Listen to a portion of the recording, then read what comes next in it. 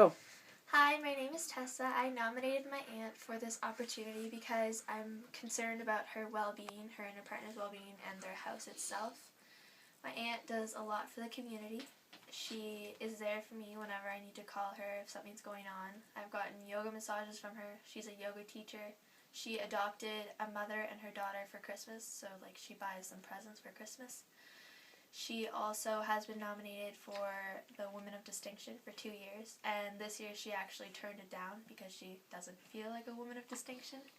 She's overall an amazing person, and I don't think this house is really kind of bringing her down, and I think she deserves it to be fixed. So what's happening at her house? Basically, they bought this house 4 years ago. 4 years ago, and they decided they wanted to build like a outdoor kind of room by the door, and they figured out slowly that the entire house was rotten. And they've had a home inspector, and he told her it was fine. And since then, they've been living in a house that isn't really a house for nearly 2 years. And lately, basically, I think there's no other way to fix it. If they can't get your help or someone's help, I don't think their house can be fixed. Tessa, what was it like the other night when you came over to visit us? It was nighttime, and it was really, really depressing. I don't know.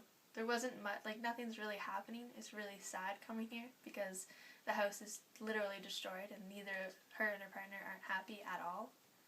And it's really ruining them. Thanks, Abby. Go.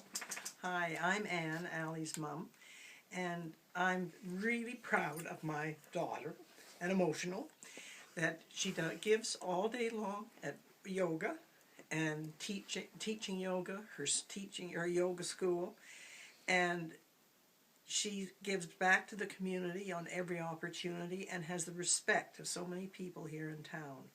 And for her to have bought a house in good faith and had an inspector look at it, and I don't know what he was looking at, but he certainly wasn't looking at his house. I can't believe that she can live like this. And, well, she can't. She can't.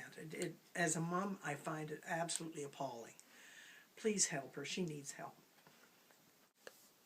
Hi, I'm Allie, and I'm really honored by Tessa nominating me to do this, and my mom working with her as well.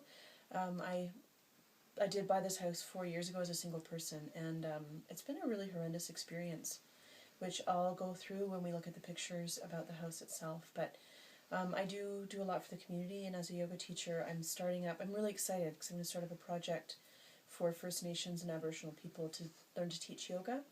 My concern is that it's going to take a lot of energy, and I'm running out.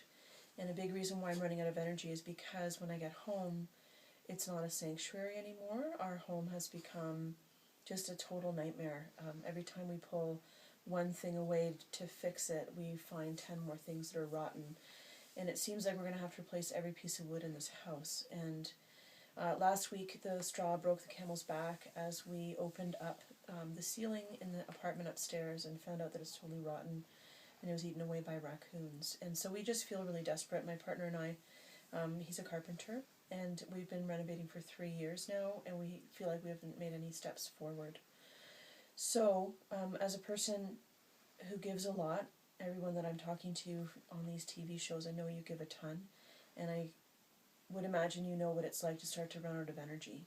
It's really hard for me to ask for help, but I am at a point where I really need it, and I don't know where to go from here, so I'm hoping you can help. Ready? Okay, so this is the house that I bought 4 years ago. The home inspector said that it's a fantastic house, that the only issue he saw was that soil may have built up around the house. So we have excavated down about the length of my leg, 2.5 to 3 feet, and you can see it in the pictures. The spot that we're about to see is where the house rotted through so badly that we could have thrown a softball, there you go, from the backyard into the basement. We redid the stairs for the apartment. We just need to do one railing on the other side. The stairs were totally rotten. And then upstairs in the apartment, we've done a whole bunch of work. That's a mansard roof. There's no insulation in it at all. That's still an exterior wall, and there's absolutely no insulation. You can see up, this is still outside on the porch. Anyway, we have done a lot of work on the apartment, including structural, downstairs as well. There's a place last week where we discovered that the ceiling in the bathroom, which is here in the apartment, you can see I was eaten out by raccoons years ago. It is moldy. You can see the metal roof through it because there's almost no insulation whatsoever up there. So when we first started to work on the place, the first thing was the apartment, and then we have traveled all the way down to the basement where we've tried to do structural work there as well. And as I said in the intro, we are having to replace every piece of wood and every slab of concrete that this house has in it. It all started when we tried to build a mudroom. When we went to build the mudroom, we found out there was no rim joist, no sill plate, and the joists themselves were rotting on the concrete. You can see on here when we're going down the stairs that they've actually cut a joist away so that there's headroom. Totally not to code. The beams are not properly supported. There you go. They hold the house up. They are half their strength because of how they've been cut. We've reinforced that strength, but there's only so much we can do. We wanted to build a family room down in the basement where I used to do yoga. It was totally moldy there. So I was getting really sick, and I didn't know why. So got rid of that, sistered up the joists that were rotting against the concrete. There's a lot to tell you. So now the stairs, the basement is basically just gutted.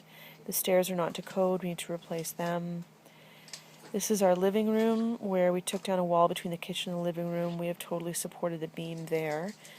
When we peeled away this one wall by the stove here, we peeled it away to see the beam. There you go.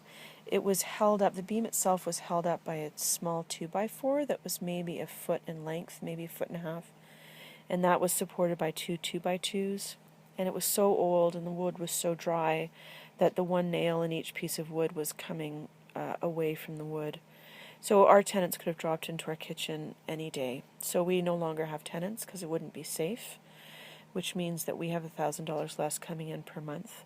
This is the site that we live with every day, which is our living room and kitchen, basically just studs and insulation. We can't put up drywall until we fix the electrical that the home inspector should have said was not to code.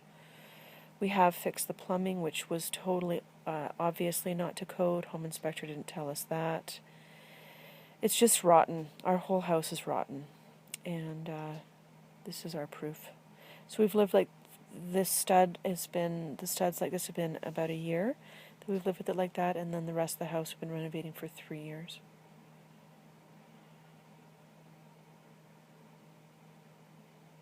There's nowhere for me to do yoga anymore, so I don't have my own practice except at work, which isn't really a practice. So anyway, there's the beam that wasn't supported at all. And this is a room that looks like we're hoarders, but it's that our whole house has been stuffed into this room because we don't have room anywhere else in the house. So we're not hoarders, but it's just a small house with all the stuff in it.